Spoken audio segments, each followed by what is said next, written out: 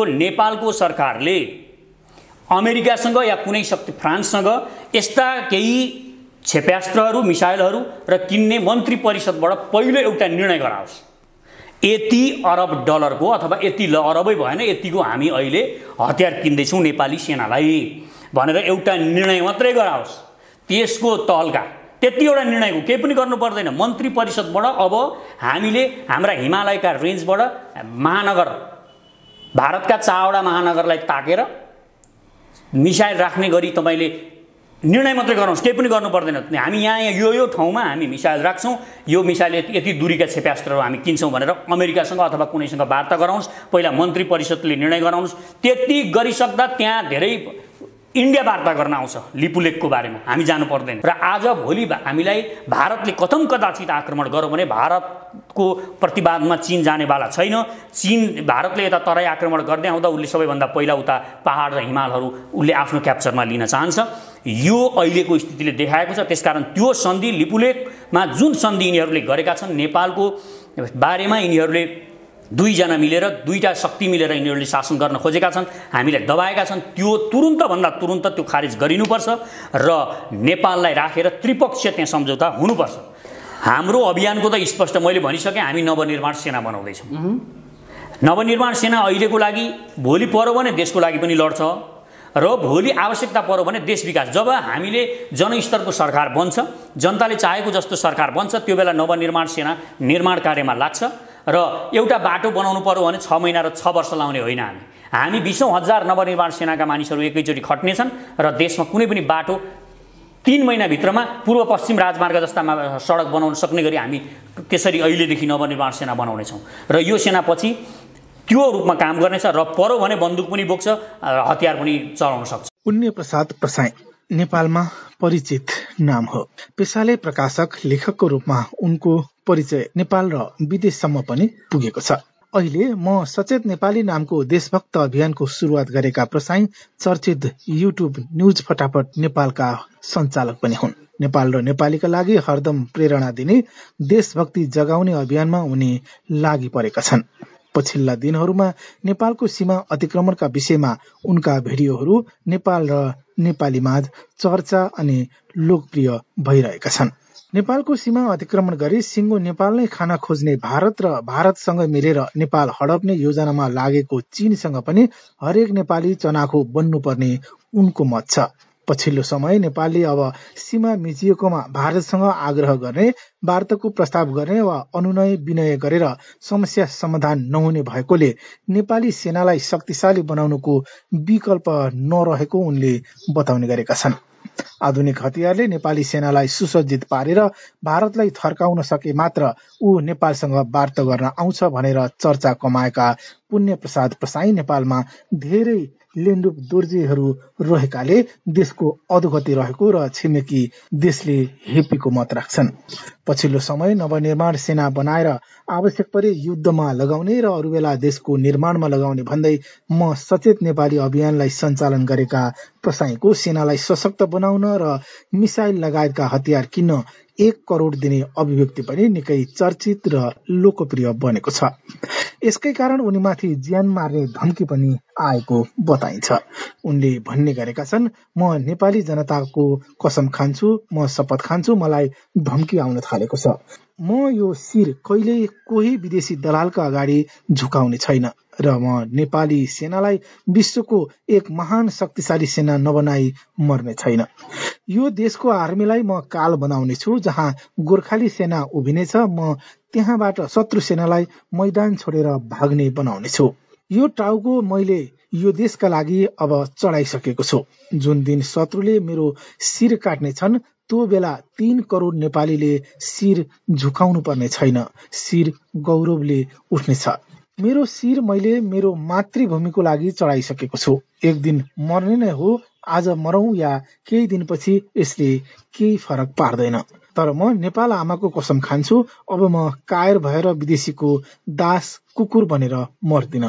यो शिर झुकाएर मर्दिन, पिठोमा गोली खाएर मर्दिन, छातीमा गोली खाएर मर्छु। यदि शत्रुले मेरो टाउको झुकाएर काट्न सकेनन् र बाँचे भने यो देशको सेनालाई विश्वको महाशक्ति राष्ट्रलाई टक्कर दिन सक्ने महान र ओजस्वी सेना बनाएर मात्र मर्छु। वीर गोर्खाली सेनाको पहिचान फेरि फर्काएर छाड्छु। नेपाली जनतामा अब यस्तो आत्मविश्वासको नदी बगाउनेछु।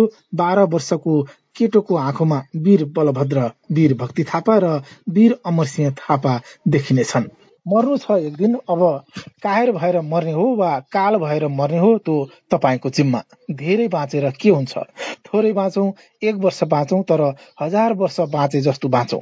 यदि यो देशका लेन्डुपे र दलाललाई देश बेच्न दिनुहुन्न भने तपाईँ र हामी एक ढिक्का हुनु नै हुनु छ। आउनुहोस् यो अभियानमा जोडियौं, उनले भन्ने गरेका छन्। यस्तै सन्दर्भमा पुण्य प्रसाद प्रसाईको एउटा भिडियो अन्तर्वार्ता अहिले भाइरल बनेको छ। यो भिडियोमा प्रसाईको त्यही अभिव्यक्तिलाई म जोड्न चाहन्छु।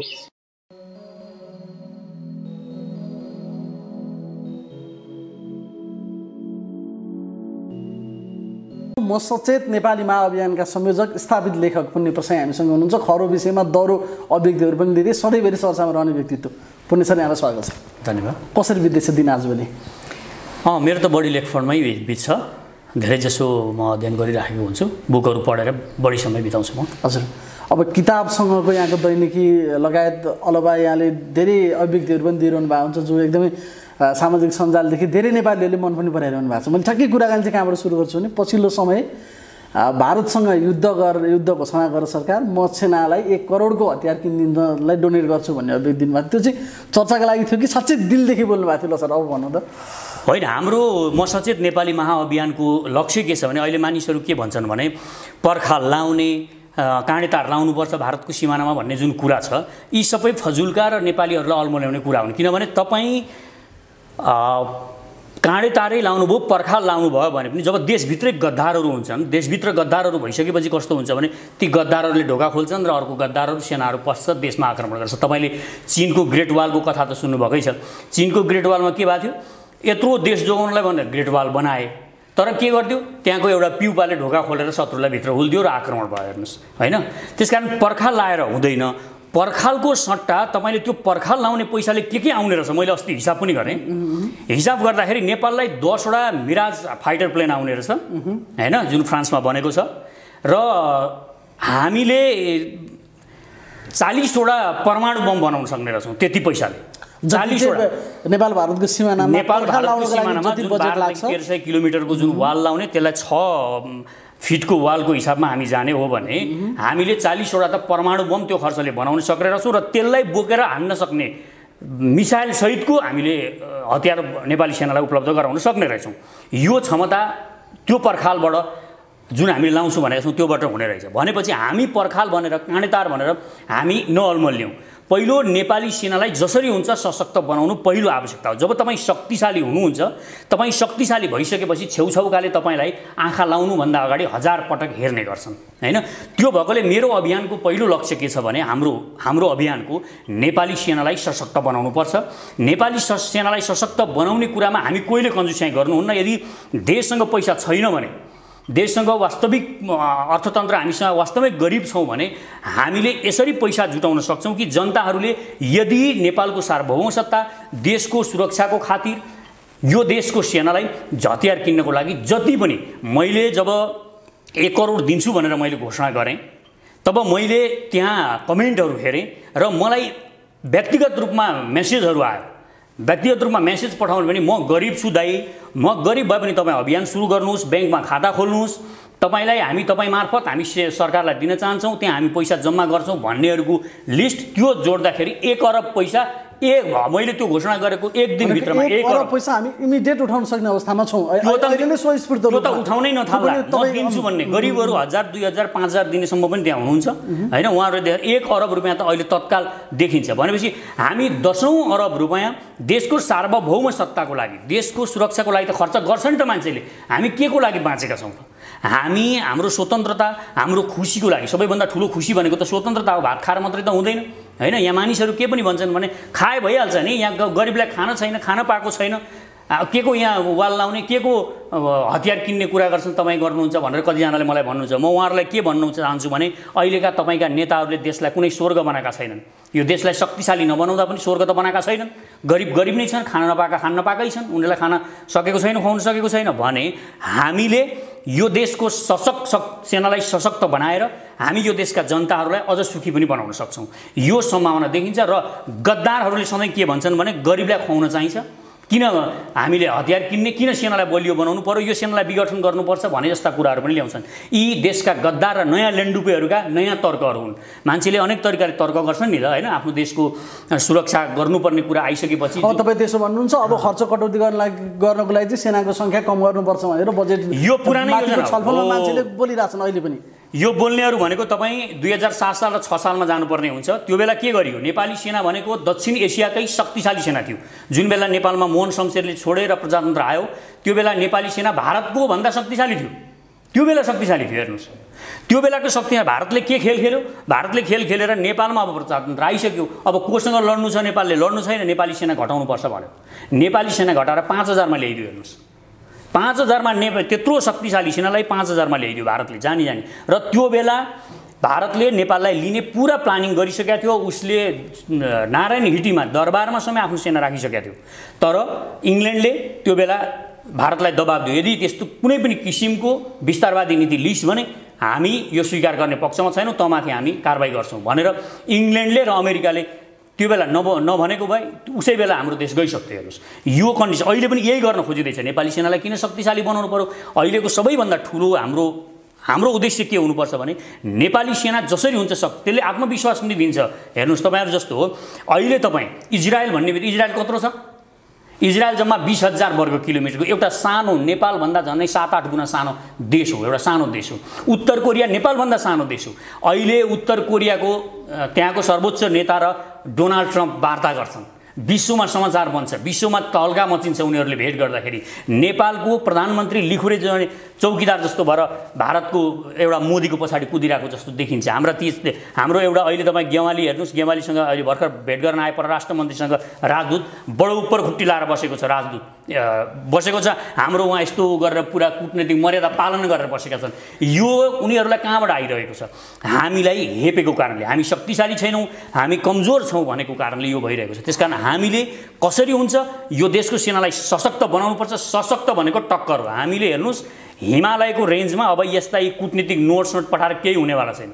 तपाईँ कूटनीतिक नोट पठाउनु चाहिँ यी भनेका टोइलेट पेपर हुने। यसो सर, अब झ्याप्प सुन्दाखेरि त तातो रगत भएको नेपालीलाई एकदम सही हो है, तपाईँले भनेको कुरा झ्याप्पै हाने अलाउ ठोक्नै पर्छ भने जस्तो लाग्छ, किन जुन ढङ्गले प्रतिक्रियाहरू पनि जनाइरहनु भएको छ। तर रियालिटीमा त्यो कति सम्भव छ, कति असम्भव छ? किनभने हाम्रो जेसुकै भए पनि सबै फेर्न सकिन्छ, छिमेकी फेर्न सकिँदैन भनिन्छ। धेरै चिजहरू हामी उसैसँग परनिर्भरताको अवस्थामा छौँ। आज पनि लाखौँ नेपालीहरू भारतमा रोजगारीका लागि छौँ। यसले पार्न सक्ने प्रत्यक्ष परोक्ष असरहरूलाई पनि मूल्याङ्कन गर्नु पर्ला। झ्याप्प जाउँ, पैसा उठाउँ, हतियार किनौँ, ड्याममा हानौँ भने जति सजिलो हानिहाल्नु होइन नि त। मैले भनेको कुरा अलिकति बुझ्नु भएन तपाईँहरू।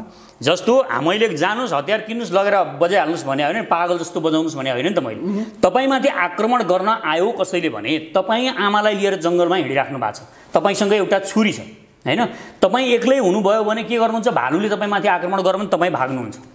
तर तपाईँसँग आफ्नै आमा पनि सँगै हुनुहुन्छ भने तपाईँ एउटा सानो छुरी छ भनेर भालु आयो भने तपाईँ भाग्नुहुन्छ आमालाई छोडेर? पक्का पनि भाग्नुहुन्न। चाहे मर्नुहोस् चाहे जेसुकै होस्, आमालाई म मेरो अन्तिम सास रहिन्जेल मेरी आमालाई बचाउँछु भनेर तपाईँ त्यही छुरीले भालुमाथि अट्याक गर्नुहुन्छ, प्रत्याक्रमण गर्नुहुन्छ। हामीले हाम्रो स्वाभिमानको लागि, हाम्रो जनताको आत्मविश्वासको लागि हामीले हाम्रो सेनालाई सशक्त बनाउने हो। कसैको रहरले कसैसँग लडाइँ गर्न होइन। जब तपाईँ सशक्त बन्नुहुन्छ, तपाईँसँग आत्मविश्वास छ, हरेक जनतासँग आत्मविश्वास हुन्छ। सेना शक्तिशाली हुनु भनेको हरेक जनतासँग आत्मविश्वास पनि हुनु हो। किनभने अहिले तपाईँ इजरायलको कोही मान्छे हाम्रो एयरपोर्टमा आइपुग्यो भने त्यसको हेर्नुहोस् त्यो कसरी गौरवले आउँछ, उसको शान, उसको हिँडाइ, उसको त्यो आत्मविश्वास हरेक उसको अङ्गमा झल्किन्छ। नेपाली कुनै हाम्रो इजरायल जाँदाखेरि उसको आत्मविश्वास हेर्नुहोस्, आत्मविश्वासै हुँदैन। किन हुँदैन? किनभने हामी शक्तिशाली छैनौँ, हाम्रो सेना शक्तिशाली छैन, हाम्रो देश विकसित छैन। यो कारणले हामी आत्मविश्वासले बोल्न सकिरहेका छैनौँ विश्वका कोहीसँग पनि। यदि हामीले हाम्रो सेनालाई सशक्त र आत्मविश्वासपूर्ण बनायौँ भने हरेक जनताहरू त्यो आत्मविश्वास आउँछ। लायन सिंहको जस्तो आत्मविश्वास हरेक जनतामा हामीले दिनुपर्छ। हामीलाई के सम्झिराखेको छन् मान्छेले? कायर हुने बोल्ने मात्र त हो नि, बोलेर के हुन्छ, गोर्खाली भनेको बोल्ने हो भन्छ। हामी पहिला इङ्ल्यान्डसँग लडाइँ गर्दा इङ्ल्यान्ड र चाइनासँग हामी लडेको होइन, त्यो बेला हामीसँग के थियो? उनीहरूसँग तोप थियो, हामीसँग बन्दुक मात्रै थियो, तर पनि त हामी लडेका थियौँ नि। अझ खुकुरी र भालाहरू थियो, खुकुरी र भाला थिए, लडेका थियौँ त्यो बेला पनि। केले लड्यौँ? ठिक छ, दीर्घकालीन रूपमा सेनालाई बलियो बनाउने, तयारी अवस्थामा राख्ने सबै कुरा ठिक छ, त्यसमा बजेट दिने, अरू गर्ने कि, तर अहिलेको तात्कालिक समस्या जे छ यसलाई समाधान कसरी गर्ने? तत्कालीन किनभने पेली र नक्सा सार्वजनिक गर्यो, हामी 2-4 दिन उफ्रियौँ, फेरि त्यो सेलायो, हेर्दा हेर्दा बाटो उद्घाटन गरिदियो, त्यो पनि हेऱ्यो। अब हेर्दा हेर्दा सर्र मोदी गएर कुन दिन मानव सरोवर गएको भिडियो हामी हेर्छौँ, फेरि 2-4 दिन तातिउँला। यसको सबैभन्दा मैले पहिल्यैदेखि भनिराखेको छु, यो कूटनैतिक नोट भनेका यी टोयलेट पेपर हुन्। यिनीहरूलाई टोयलेट पेपर बनाइसके उनीहरूले, यसको कुनै अर्थ छैन। तपाईँ शक्तिशाली नभइन्जेल हेपिन्छ तपाईँ। त्यसकारण अहिलेको मुख्य काम भनेको नेपालको सरकारले अमेरिकासँग या कुनै शक्ति फ्रान्ससँग यस्ता केही क्षेप्यास्त्रहरू, मिसाइलहरू र किन्ने मन्त्री परिषदबाट पहिलो एउटा निर्णय गराओस्। यति अरब डलरको अथवा यति अरबै भएन, यतिको हामी अहिले हतियार किन्दैछौँ नेपाली सेनालाई भनेर एउटा निर्णय मात्रै गराओस्। त्यसको तहल्का त्यतिवटा निर्णयको केही पनि गर्नु पर्दैन। मन्त्री परिषदबाट अब हामीले हाम्रा हिमालयका रेन्जबाट महानगर, भारतका 4वटा महानगरलाई ताकेर मिसाइल राख्ने गरी तपाईँले निर्णय मात्रै गराउनुहोस्, केही पनि गर्नु पर्दैन। हामी यहाँ यो ठाउँमा हामी मिसाइल राख्छौँ, यो मिसाइल यति दूरीका क्षेप्यास्त्रहरू हामी किन्छौँ भनेर अमेरिकासँग अथवा कुनैसँग वार्ता गराउनुहोस्। पहिला मन्त्री परिषदले निर्णय गराउनुहोस्। त्यति गरिसक्दा त्यहाँ धेरै इन्डिया वार्ता गर्न आउँछ लिपुलेकको बारेमा, हामी जानु पर्दैन। एक दोस्रो अर्को भनेको तपाईँ कूटनैतिक नोट पठाउने, फेरि पनि वार्ता गर्ने, अनि सचिवका वार्ता गरेर समस्या हुन्छ, जसको नियत नेपाल खानेछ। पहिला कुरा नियत हेर्नुहोस् तपाईँ। यसो नमिलेको आली हिँड्दै तासिएको भए पो सिमाना मिलाउने त। तपाईँ यो साझेदार हुनुहुन्छ, तपाईँको छिमेकीले यसो आफ्नो तास्दाखेरि झुकिएर अलिकति तासो, त्यसमा पो वार्ता भएर मिल्छ त। जसको नियतै खाने छ त्यसमा कसरी मिल्छ? उसको त नियतै नेपाल खाने छ, त्यो लिपुलेक मात्र होइन। नेपाल खाने जसको अल्टिमेट उद्देश्य नेपाल खाने छ, उसलाई लिपुलेक खाने छ। अब उसँग वार्ता गरेर मिल्नेवाला छैन, उसलाई शक्ति प्रदर्शन गर्नु। अहिले भारतसँगको कुनै पनि वार्ताका जे कुराहरू भइरहेछ त्यसलाई कम्प्लिटली क्लोज गरिँदा हुन्छ। कामै छैन, वार्ता गरे जस्तो पनि गर्दै गर्ने, तर हामीले हाम्रो सेनालाई सशक्त बनाउने। र त्यहाँ 25जना सशस्त्र आर्मीको बिओपी त्यहाँ राख्छु, म सशस्त्र आर्मी सेना प्रहरीलाई 25जना राख्छु होइन। अहिले आज भोलिकै डिसिजनबाट 1000 सेनाको लागि भौतिक पूर्वाधारहरू लिपुलेकमा बनाउनको लागि 1000 सेना बस्ने गरी त्यहाँ सुरु गरोस् नेपाल सरकारले। त्यति गरेको खण्डमा केही पनि गर्नु पर्दैन, विश्व त्यहाँ आइपुग्छ। लिपुलेकमा विश्व आइपुग्छ, चाइना आइपुग्छ, र अहिले हामी भारत बन्छौँ। त्यो त गद्दार, चाइना पनि गद्दार हो नि त। त्यहाँ त भारत मात्र छैन, उसको अनुमति पाएर उसले, चाइनाले आँखा झिम्काएपछि उसले बाटो बनाइराखेको छ। त्यहाँबाट बाटो खोलेको त सी जिनपिङले सम्झौता गरेपछि हो, जुन 2015 मे 15 का दिन सम्झौता गरेका छन् उनीहरूले। त्यो सम्झौता पूर्ण रूपमा खारिज हुनुपर्छ। र अर्को एउटा कुरा, महत्त्वपूर्ण कुरा, यो आधार कहिलेदेखि बनेको छ? यो लिपुलेक खाने, कालापानी र लिम्पिया धुरा खाने भनेको अहिलेको प्लानिङ त होइन। यो कहिलेको हो? यो महाकाली सन्धि गर्नुभन्दा अगाडि नै उनीहरूको प्लानिङ थियो। यो महाकाली सन्धिको तिर्तिर धारोलाई उनीहरूले महाकाली भने र यतापट्टि सम्झौता गरे। र त्यो बेला के गरे त? पार्टी फुटाए, काङ्ग्रेस फुटाए। शेरबहादुर देउवा थिए, शेरबहादुर देउवा र माधव नेपाल जस्ता लेन्डुपेहरूलाई यिनीहरूले किने। यिनीहरूलाई किनेर सम्झौता गरे महाकाली सन्धिको बेलै थियो। त्यो बेला हेर्नुहोस् तपाईँ, अहिले यहाँ केही भुइँफुट्टाहरू उफ्रिरहेका छन्, भारुरामहरू, यो चिबेचरा, यो रावलहरू उफ्रिरहेका छन्। यी कसले सम्झौता गरेका थिए त्यो बेला? यिनीहरूको माइन्युट हेर्नुहोस् तपाईँ, एमालेको माइन्युट। माधव नेपालको सबभन्दा माथि टाउकोमा छ, यिनीहरू यो महाकाली सन्धि गर्नुपर्छ भनेर। माधव नेपाल, प्रदीप नेपाल, खड्ग ओली, यी सबै। अहिले मलाई खुसी के कुरामा लागेको छ भने त्यो बेला यी अहिलेका हाम्रा परराष्ट्र मन्त्री जो प्रदीप गेवाली छन्, यिनले महाकाली सन्धि गर्नु हुँदैन भनेर माइन्युट लेखेका रहेछन्। अहिलेका परराष्ट्र मन्त्री। यो ती कुरा मैले थाहा पाउँदा, मलाई यिनीहरूको इतिहास हेरेँ मैले, यी कस्ता मान्छे हुन् त भनेर यिनीहरूको इतिहास यति थाहा पाउँदा पनि मलाई गौरव लाग्यो। एउटा गतिलो मान्छे त सरकारमा रहेछन् नि त अहिले पनि, होइन? र यिनले बोल्न हिम्मत गरेका छैन, अलिकति बोल्न खोज्दैछन्। र म भन्छु अहिलेको सरकारले यदि साँच्ची नै तिमी मरेर जाने हो एक दिन, कति दिन बाँच्छौ, कति दिन बाँच्छ, देशको लागि एकचोटि यस्तो निर्णय गरेर जाऊ, तिम्रो सत्ता जाओस्, तर तिमी एउटा निर्णय गर, यो देशको सेनालाई सशक्त बनाउने र प्रभावशाली बनाउने, र त्यो लिपुलेकमा तिमी घोषणा गरेर महाकाली सन्धि अहिलेको सरकारले पुरै खारेज गरेको घोषणा गरोस्। एकतर्फी रूपमा हामी महाकाली सन्धि मान्दैनौँ भनेर खारेज गरेको एउटा घोषणा त्यति गरोस्। र लिपुलेखबाट यति दिनभित्रमा त्यहाँबाट सेना नहटाएमा हाम्रो सेना त्यहाँ आउँछ। त्यहाँ केही पनि गर्नु पर्दैन। 10वटा तोप पड्काएको खण्डमा विश्व त्यहाँ आइपुग्छ। हेर्नुहोस्, विश्वका एजेन्सीहरू टाइमदेखि लिएर संसारका न्युजदेखि लिएर सारा पत्रिका त्यहाँ आइपुग्छन्। त्यसकारण विश्वमा चर्चा हुन्छ नेपालको। विश्व नेपाल के हो त्यही बेला देख्न थाल्छ। त्यसकारण बन्दुक पड्काउनुहोस्, पहिला गोली पड्काउनुहोस्, उतापट्टि ताकेर एक गोली हान्नुहोस्। पहिला एक गोली हान्ने साहस गर। जनताले तिमीलाई साथ दिन्छन्। जनताले 1000 2000 भोको बसेर, अहिले पनि भोकै बसेका छन् लकडाउनमा जनताहरू, होइन? भोको बसेका छन्। यी जनताहरूले भोलि पनि फेरि अझै भोको बसेर, अरू 10 दिन भोको बसेर आफूले खाइ नखाइ गरेर तिमीलाई यो देशको सेनालाई सशक्त बनाउँछन्। किनभने यो आत्मा गौरवको कुरा पनि हो, स्वाभिमानको कुरा पनि हो देशको सेनालाई सशक्त बनाउने। त्यसकारण यो कुरामा नेपाली जनता लाग्छन्। मलाई पूर्ण विश्वास छ नेपाली जनताले साथ दिन्छन्। यदि नेपाली जनताको प्यारो बन्ने हो, नेपाली जनताको सरकार बन्ने हो भने, होइन उही लेन्डुपे भारतको उही पछाडि कुदिरहने चौकीदार जस्तो भएर भारतको पछाडि कुद्ने एउटा मुख्यमन्त्री आफूलाई ठान्ने हो भने ठिक छ। यिनीहरू यसरी चल्दै जान्छन्। जनताको सरकार बन्छ। हामी अभियान सुरु गरेका छौँ। नवनिर्माण सेना बनाउने अभियान सुरु गरेको छ म सचेत नेपालीले। हामी अब जनस्तरबाट सेना बनाउँछौँ र यो सेनामा हामी पैसा पनि उठाउँछौँ। संसारभरिबाट पैसा उठाउँछौँ। यदि यो सेनाको पैसा लिएर सरकारले हतियार किन्छ, ठिक छ, हामी सरकारलाई दिन्छौँ। होइन, हामी आफै बनाउन सक्छौँ। हामी आफै भारतलाई खेद्नको लागि चुनौती दिन सक्छौँ। हामीले आतङ्ककारी भन्लान्, भारतले आतङ्ककारी भनेर घोषणा गर्ला, हाम्रो टाउको मूल्य तोक्ला, तर हामी डराउनेवाला छैनौँ। हामी आफै लड्नको लागि तयार छौँ। भारतले यो देश खान सक्दैन। यो देशमा यिनीहरूले हेपिरहेका छन्। अहिले हामीलाई चाइनाले अहिले किन यति साह्रो हेपेको, पेलेको, ठेलेको चाहिँ किन होला भारतले? यो मुख्य यहाँ विरोध गर्छौँ, त्यसलाई चासै छैन। सजिलो तरिकाले यो त हाम्रो आफ्नै भूमिमा बनाऊ भनेर एकदम सिम्पल रियाक्टिभली गरिरहेछौँ। हेर्नुहोस्, एउटा गम्भीर कुरा छ यहाँ। गरौँला भनिरहेछ भनेको कतै मिचिएको नभएर बेचिएको पो हो कि? बेचिएको यो बेचिएको होइन। यो बेचिएको होइन। हामीलाई कमजोर भइसकेपछि के हुन्छ भने, तपाईँको एउटा कथा म भनिदिन्छु तपाईँलाई, छोटो कथा हो। एउटा जमिनदारले एउटा किसान थियो। किसानको राम्रो उर्वर भूमि थियो। उर्वर भूमिमा एउटा किसानले उसको आली तास्दै उसको सिमाना मिच्न थालेपछि उसले छेउको अर्को जमिनदारलाई गर भन्यो, ए लु यो गर्नु पर्यो, मेरो खाइदिन आँट्यो यो जमिनदारले, लु तपाईँ आउनु पर्यो, सहयोग गर्नु पर्यो भने। दुईटा भेला भए, दुईटा जमिनदार आए मिलाउनलाई। दुईटा मिलाउन आएपछि देखे भूमि त अति गजबको उर्वर भूमि छ। अनि उनीहरू मिलेर दुईटा आधी बाँडेर खाए। त्यो किसानलाई त्यहाँबाट खेदे। यिनीहरूको नियत यही हो। हेर्नुहोस्, चीनले, मलाई पनि विश्वास थियो चीनले नेपाललाई केही गर्छ, नेपाललाई उत्तरको बाटो खोल्छ, रेल ल्याउँछ र हामीले भारतसँग परनिर्भर हुनु पर्दैन भन्ने हामीलाई विश्वास लागेको थियो। मलाई पनि लागेको थियो पहिला, म बोल्थेँ पनि। तर त्यो वास्तवमा गलत रहेछ। हामीले हेऱ्यौँ 1814 मार्चमा जुन हाम्रो इङ्ल्यान्डसँग युद्ध सुरु भयो, त्यो बेला युद्ध हुँदाखेरि के भएको थियो? हाम्रो चीनले हामीलाई सहयोग गर्छु भनेको थियो नि त।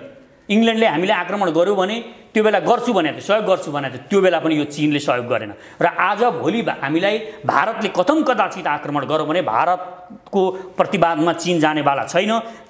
भारतले यता तराई आक्रमण गर्दै आउँदा उसले सबैभन्दा पहिला उता पहाड र हिमालहरू उसले आफ्नो क्याप्चरमा लिन चाहन्छ। यो अहिलेको स्थितिले देखाएको छ। त्यसकारण त्यो सन्धि, लिपुलेखमा जुन सन्धि यिनीहरूले गरेका छन् नेपालको बारेमा, यिनीहरूले दुईटा शक्ति मिलेर यिनीहरूले शासन गर्न खोजेका छन्, हामीलाई दबाएका छन्। त्यो तुरुन्तभन्दा तुरुन्त त्यो खारिज गरिनुपर्छ र नेपाललाई राखेर त्रिपक्षीय त्यहाँ सम्झौता हुनुपर्छ। त्योभन्दा अर्को विकल्प छैन। र यदि हामी मोदीको मात्र पुतला जलाएर बसिरह्यौँ, चीन हाई भनेर चीन र खुसी बनाउन खोजिरह्यौँ भने अहिलेका कम्युनिस्टहरू चीनको बारेमा केही पनि बोल्दैनन्। तर चीन पनि हाम्रो लागि खतरनाक हो भन्ने कुरा त्यो सन्धिबाट देखिरहेको छ। यो स्थितिमा हामीले अब कसरी अगाडि बढ्ने, नेपाली जनताले र नेपाल सरकारले यो दबाब सिर्जना गर्न अत्यन्त जरुरी छ अहिलेको स्थिति। जस्तो अहिले सरकारले गरिरहेको कामलाई चाहिँ कसरी हेर्नु भएको छ? एक किसिमले हेर्दा अलिकति स्ट्यान्ड लिए जस्तो पनि देखिन्छ। नोट थमायो, के गर्यो, विज्ञप्ति जारी गर्यो। सत्तारूढ पार्टीका दुईटै अध्यक्षले हस्ताक्षर गरेर विज्ञप्ति ल्याउनु भयो। यो हाम्रो सार्वभौमिकतामाथि आँचाउने काम हो, यो तुरुन्त बन्द गर्नुपर्छ जस्ता कुरा नि गरिरहेको छ। यो चाहिँ के हो त? यो हामीलाई अलमा ल्याउने कुरा मात्रै हो कि यसले पनि केही शुभ सङ्केतहरू गरिरहेछ? हेर्नुहोस्, मैले अघि पनि भने यो कुटनैतिक नोट भनेको टोयलेट पेपर भनिसकेँ मैले। यसको औचित्य छैन। यस्ता कुराको कुनै औचित्य छैन। तपाईँले तुलसाका मुठमा झन्डा गाडेर नेपालको झन्डा गाडेर नेपालको जमिन फिर्ता आउनेवाला छैन। यो कुरा याद गर्नुहोस्। र अर्को कुरा, तपाईँ सिमानामा गएर खुर्सानी डढाएर धुवा उतापट्टि फ्याँकेको भरमा बोक्सी भगाएको जस्तो गरेर भारत भाग्नेवाला छैन। भारतलाई भाग्नको लागि, भारतलाई खेद्नको लागि, हाम्रो जमिनमा आँखा नलाउनको लागि हामीले भारतलाई कडा चुनौती दिन सक्नुपर्छ। हामी विस्फोटक हौँ, विस्फोटक पदार्थ हौँ भन्ने, हामी परमाणु बम हौँ भन्ने कुरा हामीले उसलाई देखाउन सक्नुपर्छ। यानि कि हामी परेको खण्डमा हामी जोसँग हिजो पनि भिडेको हो नि, हामी हिजो इङ्ल्यान्डसँग भिडेकै हो। त्यत्रो महाशक्ति सूर्य कहिले अस्ताउँदैन थियो त्यो देशमा, हामी त्यो शक्तिसँग भिडेको हौँ। चाइनासँग पनि भिडेको हौँ, चाइनाका सेनालाई खेदेको हौँ। त्यो बेलाका भन्दा अहिले हतियारहरू केही कम छन् भन्ने होइन। हामी अहिले त्यही पोजिसनमा छौँ, उनीहरूको र हाम्रो पोजिसन हेर्दा हामी अहिले पनि भिड्न सक्छौँ, भिड्न सक्छौँ भन्ने एउटा मनोविज्ञान राख्नु पर्यो। यो मान्छेले भन्दा कहाँ सकिन्छ, इन्डिया त्यति ठुलो देश, त्यति धनी, ठुलो भएर हुन्छ, बोसो बनाइन्छ, सकिदिन्छ, खाइदिन्छ भन्ने मान्छेलाई आम रूपमा त्यो जनस्तरमै त्यो खालको एउटा भ्रम भनौँ या के भ्रम होइन, यो आत्मविश्वासको कमी हो। यो आत्मविश्वासको कमी हो। अहिले हामीलाई के छ, हामी सबै गोर्खाली मुखले मात्रै गोर्खाली, भित्र कुनै गर्ने भारतसँग गर्न सक्छु भन्ने नि विश्वास छैन। हरेक नेपालीमा पहिला यो आत्मविश्वास सिर्जना गर्नुपर्ने छ। भारत केही होइन, बोसोको डल्लो हो। भारतलाई नेपालले चाह्यो भने हामी गर्न सक्छौँ, नेपाली जनतासँग त्यो क्षमता छ। हामी अहिलेकै हतियार, अहिलेका उसका जुन हतियार छन् त्यो हतियारसँग हामी भिड्न सक्छौँ। र यो अहिलेको हतियार उसैकोबाट आएको छ, यो के छ कसो छ। मुख्य कुरा के हो भने हतियार अहिले संसारमा बिक्री गर्नको खाँचो छैन। संसारभरि हतियार बिक्री गर्नको लागि युरोपदेखि अमेरिकादेखि संसारमा सबै तयार छन्। हामीले किनेर ल्याउन सक्छौँ, उसले पनि किनेर ल्याउने हो। भारतले केही पनि बनाउने होइन, त्यही मिराज सिराज एक दुईवटा विमान फाइटर प्लेन लिएर आएको छ, त्यसैको फुर्ती हो। ती फाइटर प्लेन झार्ने हामीले माथिबाट एन्टिक्राफ्ट मिसाइल राखेपछि सक्यो, त्यो हो त्यसको फाइटर प्लेन। र हामी सिमानामा त्यसको ट्याङ्कर लिएर आउला, त्यसको ट्याङ्करले नेपाल क्याप्चर गर्न आउँदा संसार पनि छ नि त, फेरि यहाँ संसार पनि हेर्नु पर्यो। र उसले सक्दैन, यसरी नेपाल खान सक्दैन। नेपाल उसले खाने भनेको यहाँका लेन्डुपे दलाल नेताहरूलाई समाउने हो। पहिलो कुरा यो नबिर्सिनुहोस्। त्यसकारण उसले अहिले यहाँका दलालहरूलाई समाइराखेको छ। यहाँका दलालहरू जुन झारा टार्ने काम मात्र गरिरहेका छन्, जुन कङ्क्रिट काम हो त्यो गर्दैन। नक्सा छाप्नुपर्छ, छाप्दैनन्। के भन्छन्, नक्सा छाप्ने हो, भूमि नै ल्याउनु पर्ने हो भन्छन्। अनि मेरो पालामा गएको हो र यो त उसका पालामा गएको, फलानाले खायो, फलाना नै सकिसकेको थियो नि, मैले त गरेकै होइन भन्छन्। यो सब नेपाली जनतालाई अल्मल्याउने खेल हो। यो अल्मलमा नेपाली जनता पर्नु हुँदैन। नेपाली जनताको एउटै भिजन हुनुपर्छ, नेपाल आर्मीलाई सशक्त बनाउने र नेपाली जनतामा आत्मविश्वास सिर्जना गर्ने। नेपाली जनतामा आत्मविश्वास भनेको हामी कोही भन्दा कम छैनौँ, हामी वीर हौँ, वास्तवमा हामी वीर पनि छौँ र हामी बुद्धु पनि होइनौँ। हामीलाई सबै कुरा थाहा छ, त्यसकारण हामी लड्न पनि सक्छौँ। पर्यो भने हामी देशको लागि जे पनि गर्न सक्छौँ, आफ्नो स्वतन्त्रताको लागि। भोलि भारतले कथम कदाचित नेपाल खायो भने, भारतले मात्रै खाँदैन, आदि खान्छन् यिनीहरूले, हेर्नुहोस् चीन र भारतले। त्यसकारण अहिले तपाईँ हेर्नुहुन्छ दार्जिलिङमा नेपालीहरूको के हालत छ। भोलि तपाईँलाई, तपाईँका छोरीचेलीलाई बिहारीहरूले आएर बलात्कार गर्छन्। यहाँ यो देशको हालत त्यो हुन्छ। यहाँ तपाईँको छातीमाथि उनीहरूका बुट चल्छन्, यो स्थिति सिर्जना हुन्छ। अहिले नर्मल रूपमा लिइरहेको छ। नेपाली जनतालाई के लागेको छ, यो ठुलो कुरा होइन होला, त्यति भूमि दिएर के हुन्छ भन्ने पनि कति छन्, हेर्नुहोस्। त्यसकारण यो कुरामा सतर्क भएर, देशको लागि अलिकता गम्भीर भएर सरकारले अलिकता देखिने खालको जनतालाई आत्मविश्वास बढाउने खालको। अब सरकारले नै जो जिम्मेवार नेताहरू छ उनीहरूले नै खुट्टा लुकलुक कमाइदिइसके पछाडि त जनताले के गर्न सकिन्छ? उनीहरूलाई नागरिक स्तरबाट गर्नुपर्ने काम के हो र तपाईँको अभियानले के गर्छ? अब हाम्रो अभियानको त स्पष्ट मैले भनिसकेँ, हामी नवनिर्माण सेना बनाउँदैछौँ। नवनिर्माण सेना अहिलेको लागि, भोलि पर्यो भने देशको लागि पनि लड्छ र भोलि आवश्यकता पर्यो भने देश विकास। जब हामीले जनस्तरको सरकार बन्छ, जनताले चाहेको जस्तो सरकार बन्छ, त्यो बेला नवनिर्माण सेना निर्माण कार्यमा लाग्छ। र एउटा बाटो बनाउनु पर्यो भने 6 महिना र 6 वर्ष लाउने होइन। हामी 20,000 नवनिर्माण सेनाका मानिसहरू एकैचोटि खट्नेछन् र देशमा कुनै पनि बाटो 3 महिनाभित्रमा पूर्व पश्चिम राजमार्ग जस्तामा सडक बनाउन सक्ने गरी हामी त्यसरी अहिलेदेखि नवनिर्माण सेना बनाउनेछौँ। र यो सेनापछि त्यो रूपमा काम गर्नेछ र पर्यो भने बन्दुक पनि बोक्छ, हतियार पनि चलाउन सक्छ। यो किसिमको नवनिर्माण सेना हामी जनस्तरबाट, बन्दुकदेखि कोदालोसम्म बोक्छौँ हामी, सेना निर्माण गरिदिनु बोक्छौँ। देशको लागि बोक्नुपर्छ। देशभन्दा ठुलो कुरा केही पनि होइन। आफ्नो देशको लागि जेसुकै एक दिन त मरेरै जाने हो। हामी भरे म अहिले जाँदा तपाईँको यो ठाउँबाट निस्केर म जाँदा मेरो गाडी ठोकिएर म त्यहीँ मर्न पनि सक्छु। म भोलि बिहान तपाईँ मलाई पशुपतिमा भेट्न आउनुपर्ने पोजिसन पनि बन्न सक्छ भने म देशको लागि किन नमर्ने? म मर्छु भने किन त्यो सस्तो मृत्यु मर्न चाहन्छु? म मर्न चाहन्न, म देशको लागि मर्न चाहन्छु। र म हरेक जनताहरूलाई भन्न चाहन्छु, तपाईँ हामीसँग जोडिनुहोस्। हाम्रो सचेत नेपाली, म सचेत नेपाली महाअभियानमा आउनुहोस्। हामी देशमा एउटा आत्मविश्वास सञ्चार गर्न चाहन्छौँ र आत्मविश्वास मात्र होइन, देशमा हामी काम गरेर देखाउन चाहन्छौँ। जोडिनु पहिलो आवश्यकता छ। हामी छरिएका छौँ, हाम्रो आवाज एकीकृत छैन, हामी गोलबद्ध भएका छैनौँ। यो आवाजलाई गोलबद्ध गरेको खण्डमा हामी वास्तवमा निर्णायक बन्छौँ। अहिले हाम्रो भोट लिएर हामीलाई अहिले के गरिरहेका छन् नेताहरूले? हाम्रो भोट लिएका छन्, उनीहरूले गाडी चढेका छन्, मोज मस्ती गरेका छन्, हामीमाथि नि शासन गरेका छन्, हामीलाई नि दबाएका छन्।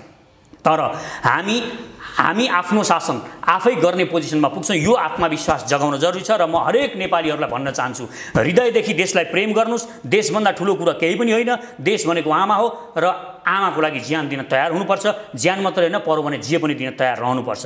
यो कुराको लागि तयार रहन पनि म नेपाली जनताहरूलाई आह्वान पनि गर्छु। अब तपाईँले 1 करोड दिने घोषणा गरिसक्नु भएको छ। यो अभियानलाई कसरी अगाडि बढाउनुहुन्छ? यो चाहिँ कम्तीमा राज्यसँग टाइअप गरी खालि तपाईँले एउटा सिम्बोलिक रूपमा यो कुरा गर्नुभएको छ? सिम्बोलिक अन्तिममा सिम्बोलिक होइन। म मेरो खातामा अब एउटा खाता हामी खोल्दैछौँ। खातामा जहाँ म 1 करोड रुपियाँ राख्छु, सिम्बोलको कुरै छैन यहाँ। 1 करोड रुपियाँ राख्छु र त्यहाँ संसारभरिका नेपालीहरूलाई त्यो खातामा पैसा हाल्नको लागि हामी अनुरोध गर्छौँ। त्यो खाताबाट हामी 1 रुपियाँ पैसा पनि चलाउँदैनौँ। 1 रुपियाँ पैसा पनि हामी त्यो खाताबाट चलाउँदैनौँ। 1 लाख दिनेले 1 लाख दिन्छन्, 1000 दिनेले 1000 दिन्छन्, जोसँग छैन 10 रुपियाँ दिनेले 10 रुपियाँ दिन्छ। किनभने जोसँग 100 रुपियाँ मात्र छ, त्यो 100 रुपियाँ दिने र मसँग करोड छ भने त्यो 100 र करोड बराबर हो भन्ने ठान्छु म। त्यो 100 रुपियाँ दिने जोसँग केवल 100 रुपियाँ छ, उसले 100 रुपियाँ दिन्छ भने मेरो करोड बराबर हो। र कोही 1 अरब छ, उसले 1 अरब दिन्छ भने त्यो 100 रुपियाँ बराबर हो। यो मान्यताले हामी अगाडि बढ्छौँ। देशका जनताहरूबाट हामी त्यहाँ पैसा जम्मा गर्छौँ र यो सरकारलाई भन्छौँ, तिमी हतियार किन्ने डिल गर, हामीसँग ब्याङ्कमा यति पैसा छ। हामी सरकारलाई भन्छौँ र सरकारले किनेन भने हामी त्यो सरकार फालेर अर्को सरकारको लागि लडाइँ गर्छौँ। हामी अर्को सरकार, जुन सरकार देशको लागि जनताको लागि लड्छ, त्यो सरकारको लागि, अर्को सरकारको लागि हामी लडाइँ गर्छौँ। यदि हामी सक्छौँ आफै सरकार बनाउँछौँ, सक्दैनौँ भने हामी अरू पार्टीहरूलाई पनि सहयोग गर्न सक्छौँ। अरू पार्टीहरू जो देशको लागि लड्छन्, देशको लागि मर्छन्, देशको लागि केही गर्छन्, तिनीहरूलाई हामी सरकारमा आउनको लागि अगाडि बढाउँछौँ र उनीहरूलाई त्यो पैसा जम्मा दिएर ल तिमी डिल गर, मन्त्री परिषदबाट निर्णय गर र देशसँग डिल गर, पैसा यहाँ छ।